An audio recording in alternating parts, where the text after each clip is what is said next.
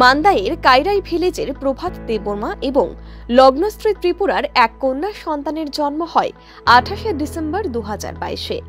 জন্মের পর দেখা যায় সেই কন্যা সন্তানটি জন্মগত ক্লাব ফুট বা বাঁকা পা নিয়ে জন্মেছে।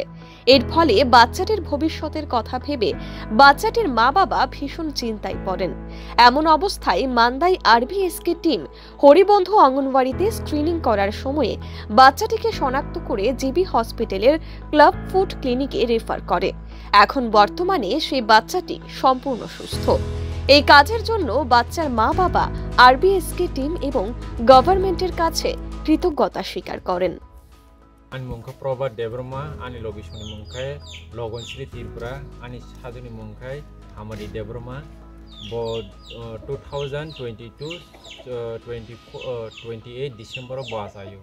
Basai puru bini yagra yakung, kokoi asaimani, kokoi asaimani yagulo seng Ongnawadi Center Horibondu, Ongnawadi Kendra seng thangpuru apro sini mandanya RBS ke tim je borok ni kontak by borong ni ako by borong nai phayoi ani serani treatment khlaike jibire pharka abon yagulo seng tik mote thangai tabung najagai ani serani je yakung koimani tabuk kaham ungkha আমি পূর্ণচন্দ্র Debbarma MPW কাইরাই arm সেন্টারে আমার পাশে যে ব্যক্তিটা আছে ওনার নাম প্রভাত দেববর্মা, ওনার মিসেসের নাম লগনশ্রী ত্রিপুরা আর মেয়ের নাম হচ্ছে আমারি দেববর্মা।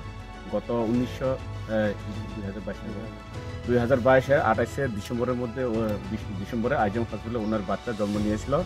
জন্মের সময় ওনার বাচ্চার ক্লাব ফুট ছিল, কয়েকটা ধাপে ট্রিটমেন্ট করার পরে এখন ওনার বাচ্চা সম্পূর্ণভাবে সুস্থ আছে।